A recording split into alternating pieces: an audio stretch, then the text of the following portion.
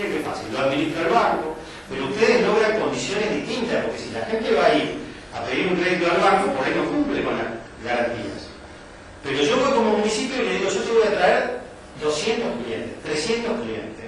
Ah, bueno, la cosa es distinta, las condiciones van a ser diferentes. Aparte, yo los conozco porque son vecinos míos, los tengo registrados en la acción social, o los conozco, qué sé yo, así que yo también te voy a dar garantías sobre ellos. ¿Entiendes?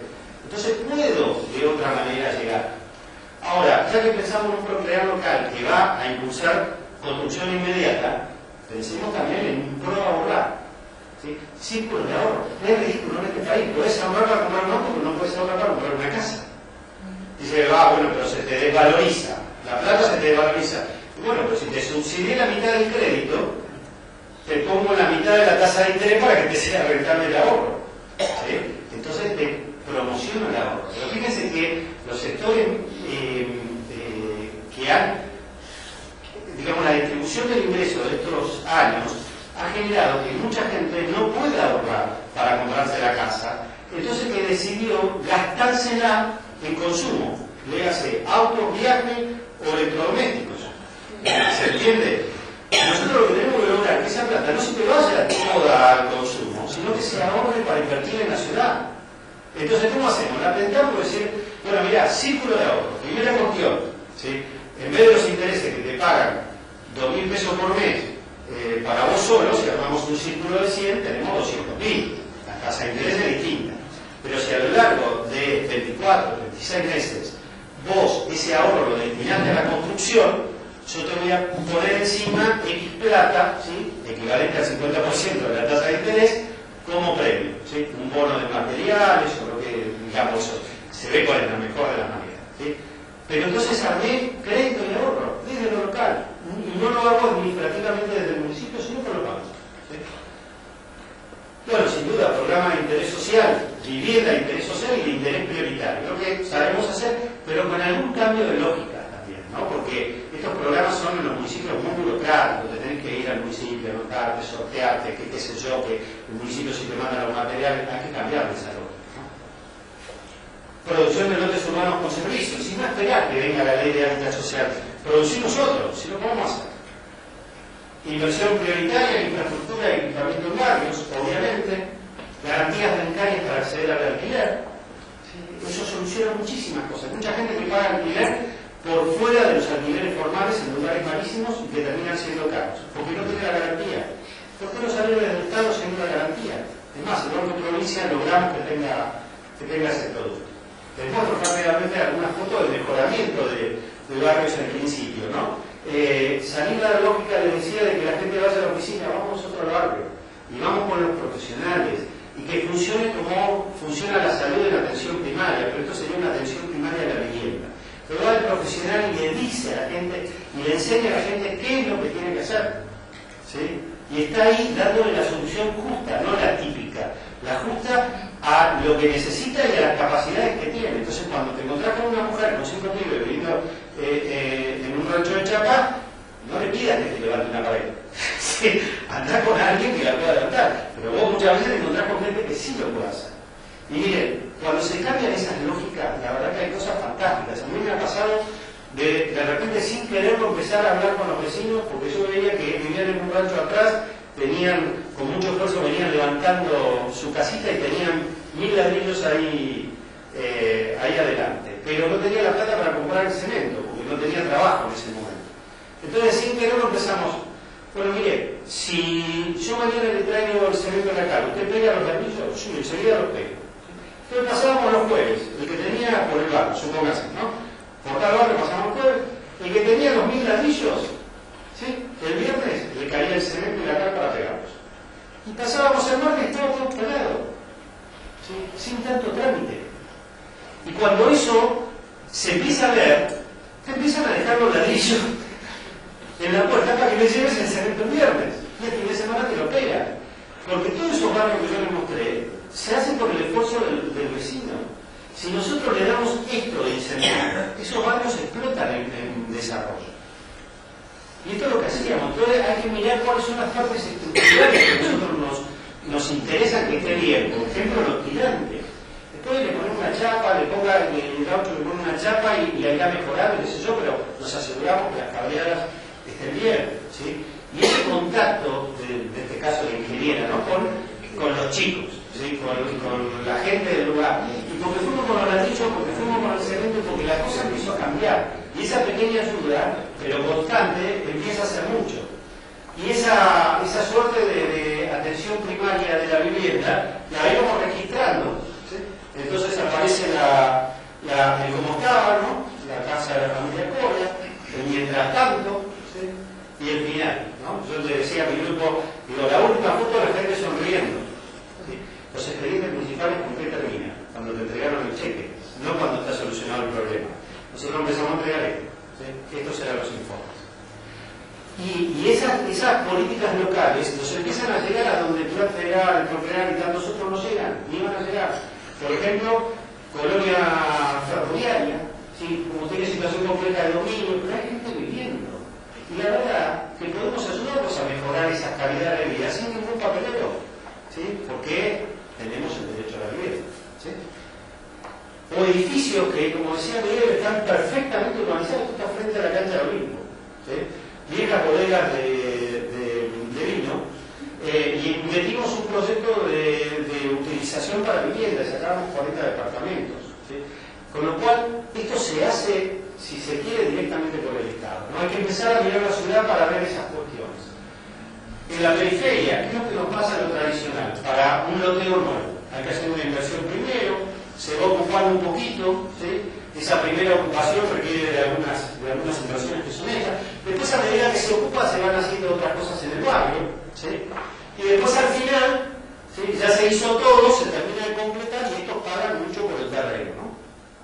Y eso tarda, en el mejor de los casos, 10 años, como Veloso, ¿sí?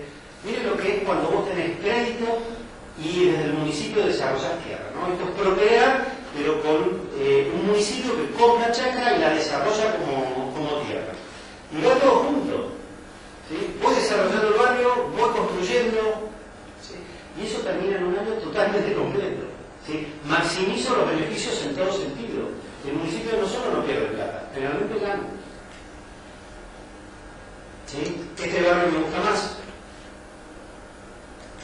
Le explico por qué. Este barrio mezcla Procrear con vivienda de interés social, ¿sí? Este barrio mezcla Procrear con vivienda de interés social. Estoy logrando mixtura, ¿sí? Y cuanto más genere, mejor. En esto, ¿qué pasa? Tierra periférica, el propietario le interesa, pero no tiene la plata para nivelar y hay que hacer un movimiento grande de tierra, etc. Es muy urbanístico. Lo hace el municipio y se queda con lotes, ¿sí? Que larga a precios sociales. En este municipio toda la gente de Procrear tiene terreno, pero el intendente se va a la plata a gestionar, va al banco hipotecario, se asume un rol fundamental. El equipamiento le cambia el barrio, y esto lo hicimos todo con presupuesto participativo, equipamiento de clubes, ¿sí? Miren lo que es la cancha de hockey durante 3 años, un edificio abandonado transformado en un centro de rehabilitación. Este fue un proyecto de plaza que no ganó el presupuesto participativo, pero desde el gobierno se entendió que era bueno, que sumaba, entonces lo hizo, ¿sí? Ampliación del hospital municipal, hogar de abuelos, ¿sí? Se han hecho para abuelos, ¿sí? A punto de inaugurarse, ¿eh? Todo presupuesto participativo, decide la comunidad este tipo de equipamientos, ¿sí? Miren lo que se lo daré. ¿Por qué es importante también que sea así? Porque, como decía Carlos González Lobo, lo trajimos hace muchos años acá al Colegio Oral, ¿sí? No se trata de construir barrios, se trata de construir vecindades, ¿sí? Entonces, todo este proceso de articulación de la gente en los talleres, recorriendo funcionarios con la gente de los lugares, para ver cuándo llegan los sueños, produciendo mecánicas que le permitan charlar con los funcionarios más jerárquicos, con el intendente, contándoles lo que podían hacer, y ellos justamente con sus iniciativas, que ellos mismos le estén explicando a la comunidad sus proyectos, ¿sí? Que los promocionen en la calle, los abuelos promocionando su proyecto de hogar, que la gente vaya a votar masivamente como van estos lugares, ¿no? El abrazo de la gente que gana, etc. Bueno, preguntabas, ¿y la plata? ¿De dónde sale la plata? Bien, buena pregunta. Política fiscal asociada al desarrollo urbano, fundamental. Bueno, sin duda el Estado necesita tener impuestos o endeudarse o buscar de alguna de las maneras tradicionales esos recursos. Tenemos algunas características propias que tienen que tener un buen sistema tributario que no siempre la tiene. Una de ellas es la simplicidad. Generalmente nosotros tenemos sistemas muy complejos, ¿no? Equidad real de la carga tributaria. ¿Sí? Equidad real hoy es que cada uno pague en función de su capacidad de pago, ¿no? La incidencia es quien sufre el efecto de la imposición y no quien efectivamente la paga. Vamos a distinguirlo de lo que es inducir. La incidencia, por ejemplo, del impuesto a los cigarrillos es que la paga la tabacalera, ¿sí? Pero se le traslada el precio al que fuma, porque lo que se busca es inducir que deje de fumar. ¿Se entiende la diferencia entre una y otra? Ok.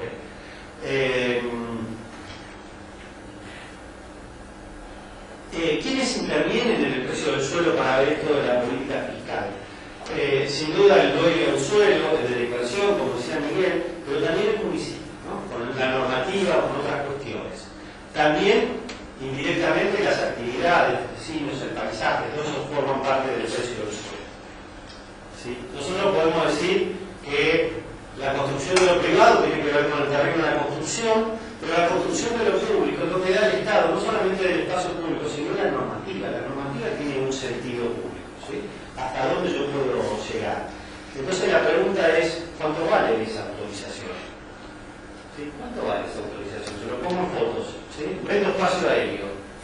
Eso no es una autorización, eso es lo que los brasileños llaman suelo pegado. Si yo no te autorizo, vos no vendés el espacio aéreo. ¿Sí? Entonces, esto es una cosa para pensar. ¿Por qué no separamos lo que es el máximo del código de lo que es el máximo de la autorización? ¿Por qué no autorizamos que en la ciudad solamente está autorizado hasta 2 pisos? Y si puedo construir 14, bueno, pues podés construir 14 y me pagarás los terrenos para arriba. ¿Se entiende? Esto es lo que hacen los brasileños. Después una foto de Mar del Plata. ¿Cuánto vale ahí? ¿Sí? Ahí vale la autorización, pero la autorización es que está relacionada con un bien público que es el paisaje. Y fíjese que es endeble que es la norma, ¿sí? Que no hay esos derechos adquiridos porque es un derecho prepatrimonial. Esta es una galería comercial en Bahía Blanca del año 1910, factor de ocupación del suelo 1. ¿Sí? Y en las galerías comerciales lo importante es estar en planta baja, no en el cuarto piso. ¿Se entiende? Si el propietario lo demuele, el factor de ocupación es 6, 0,6. ¿Se entiende? ¿Por qué? Porque con la demolición perdió el derecho que había adquirido. Fíjense hasta dónde queda claro que la norma es del Estado y no del propietario.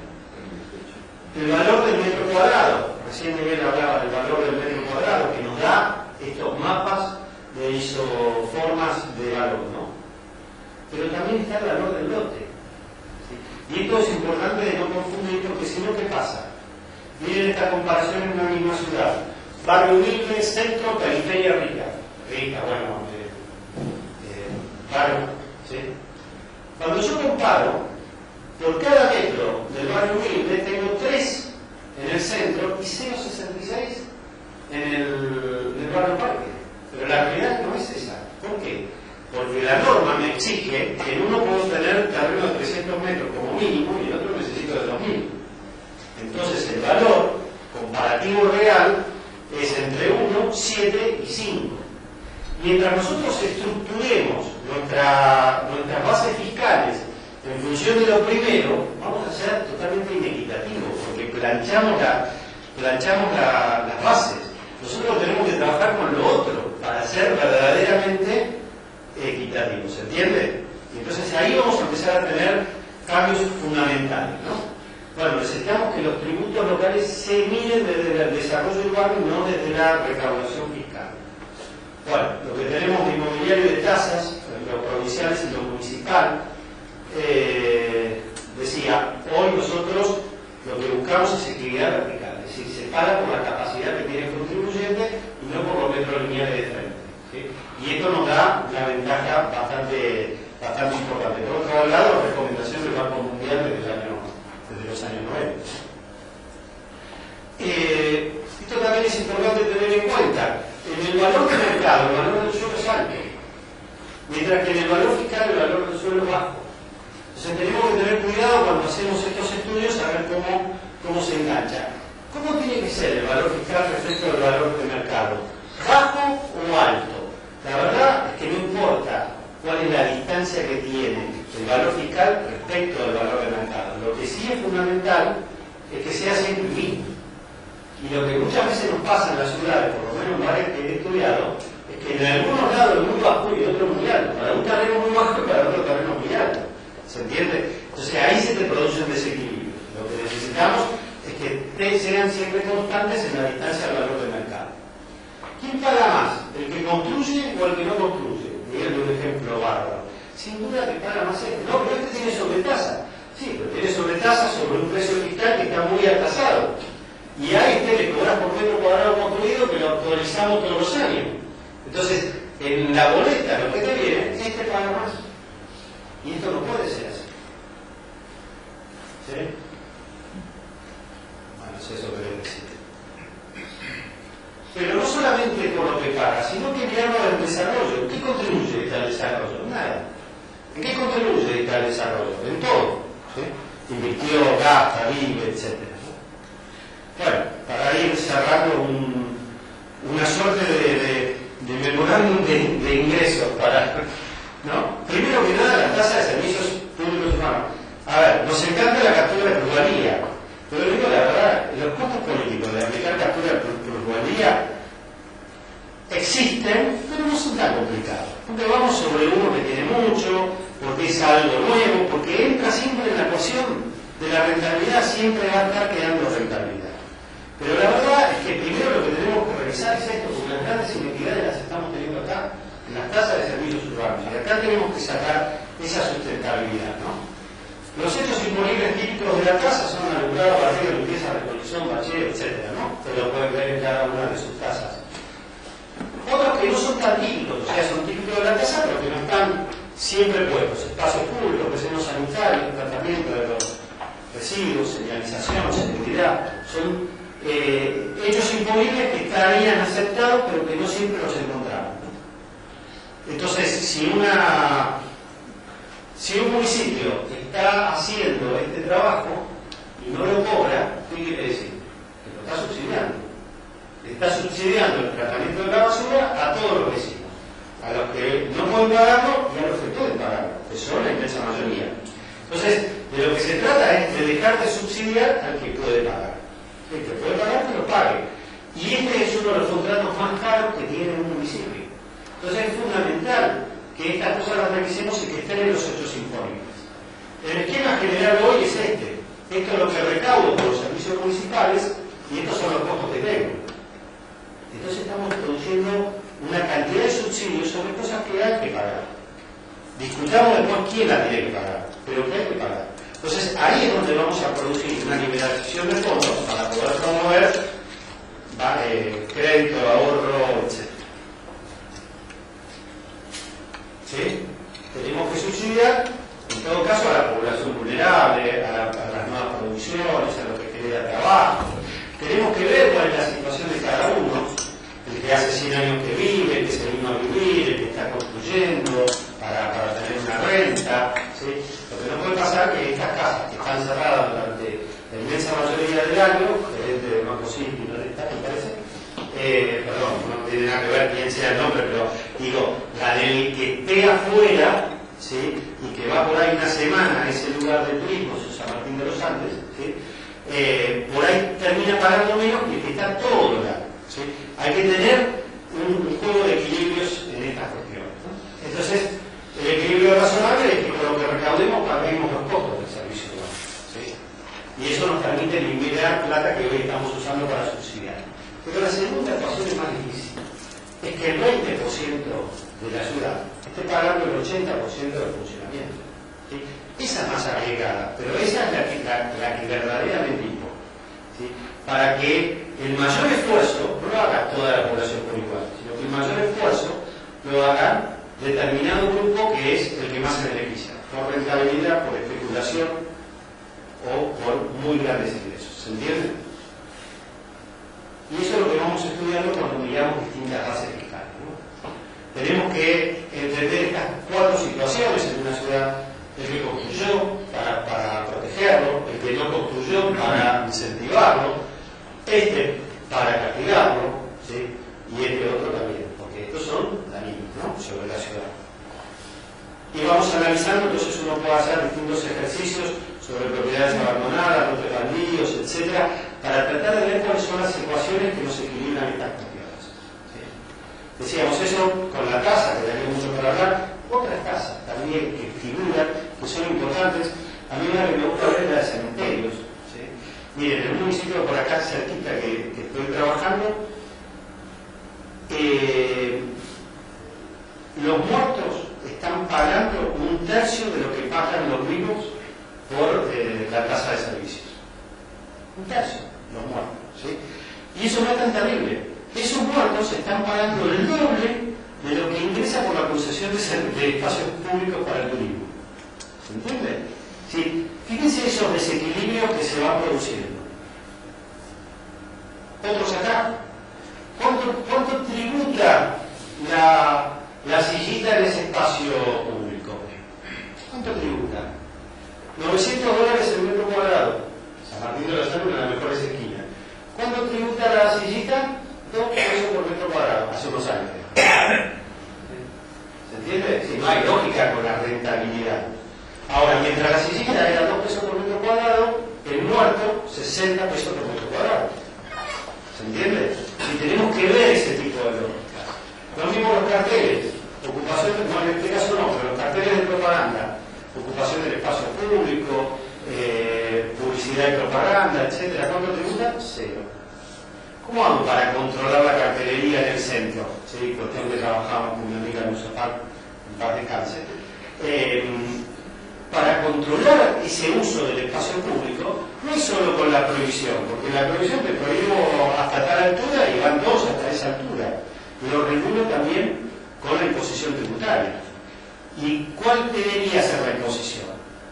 Entonces yo le decía, mirá, si vos le vas a cobrar, de no cobrarle nada, le vas a cobrar, pongámosle 100 pesos el metro cuadrado, lo que va a pasar es que todo el mundo te va a putear, pero no van a sacar ningún cartel. ¿Sí? Ahora, si vos le vas a cobrar, vos te tenés que cobrar una cantidad suficiente que empiece a inducir que los carteles sean más chicos. Lo mismo nos pasa con los terrenos baldíos, con la recuperación de áreas abandonadas, etc. No tenemos que matar al que está, sino que hay que inducirlo a un comportamiento diferente. Y ese comportamiento diferente tiene que ser salir del especulativo. Derecho de construcción, los gratuitos y los onerosos. Es decir, nosotros lo usamos más como una tasa administrativa. Nosotros podríamos decir, bueno, hasta el perfil urbano de este barrio, hasta 2 pisos por ahí, el derecho es gratuito, pero después para arriba se vuelve bien oneroso. O sea, donde ven, eso se va estudiando según los perfiles, ¿no? Los derechos de subdivisión de la tierra, en muchos municipios chicos ni se cobra esto, ¿no? Bueno, la captura de plusvalía, que está bien explicada en la ley, fundamental. De hecho, la ley lo que dice es que hay un mínimo del 10%, y en esto los municipios tienen que rápidamente actuar, porque la valorización es muy distinta en toda la ciudad.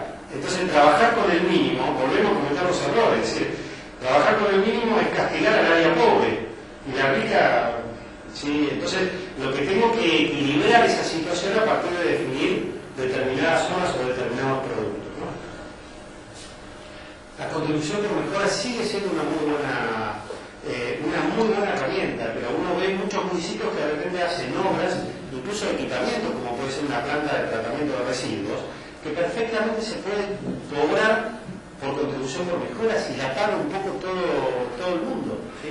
O la paga el segmento que uno decide que la tienda que pagar. Pero no hay que subsidiar estas cosas, porque hay que tener esa plata para desarrollar la ciudad, para producir lotes, para dar crédito, para dar ahorro, para hacer plan de materiales, para dar garantías bancarias, para todo esto que decía.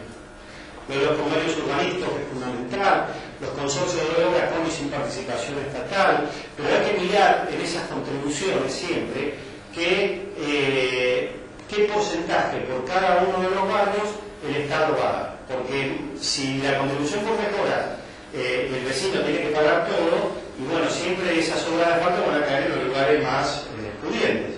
Pues yo te voy a decir, bueno, en el lugar más pudiente administro financieramente eso, qué sé yo, pero se la paga el vecino.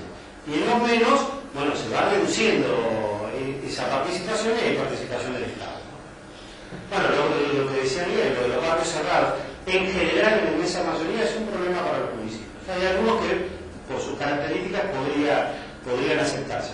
Pero seamos coherentes con la decisión. No digamos que los barrios cerrados están mal y después la ley de hábitat dice que le vamos a cobrar. Si está mal, está mal. Sí. No especulemos con eso. Ahora, en los últimos 10 años, Miguel decía de los 90, los últimos, la administración hoy ha sido mucho peor que los 90. Tenemos muchos más barrios cerrados y lo mismo pasa hacia el interior del país. Bueno, eso es lo que les decía de San Martín. Y estas urbanizaciones premium, ¿no? Estos barrios privados con pista de esquí propia. Ahora vengo de Tucumán y los vecinos estaban mostrando barrios privados con viñedos, ¿sí? Propios, donde cada uno tiene su casa y su chacra de vino, y el clubhouse lo que hace es le produce el vino propio de su chacra.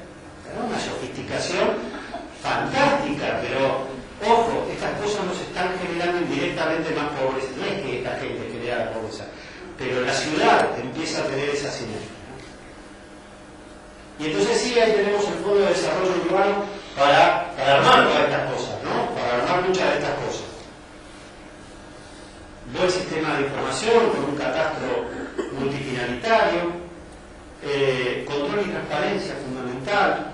Esto es en Crespo, otra ciudad que trabajé, 2 lotes iguales, 2 casas iguales, una pagaba 5 veces más que la otra. ¿Por qué? ¿Sí? No me imaginan por qué. Y entonces ahí tenemos un popurrí de herramientas sumadas a las de nación y a las de provincia que nosotros podemos juntar y trabajar sobre desde lo local. ¿Sí? La cuestión focalizada, les decía lo de los jóvenes, ¿sí? Que son grupos muy grandes de personas, pero que son importantes. Y para terminar, simplemente esto era para un municipio chico, pero ¿cómo podemos dimensionar? Bueno, qué sé yo, 100 créditos el primer año, 50 el segundo, 50 el tercero, promueve el ahorro, círculos de ahorro para vivienda, ¿sí? Lo que les contaba. 100 y 100, podríamos decir, estoy tirando un número que después se sostenían con algunos datos, pero acá les estoy dando simplemente los resultados.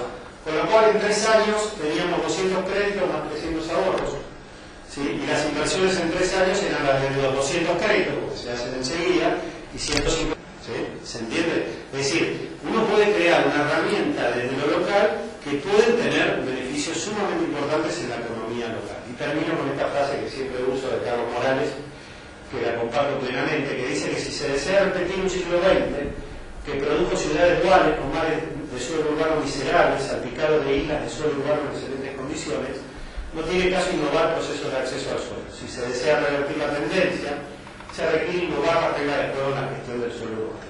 Miren, yo les puedo asegurar, cuando terminé de estar en el gobierno en el 2003, salí y me propuse ponerme a estudiar para decir, ojalá un día vuelva y pueda hacer las cosas mejor. Con el tiempo, y charlando con Carlos entre otros, me di cuenta que no podemos hacer las cosas mejor, que el desafío es muchísimo más grande.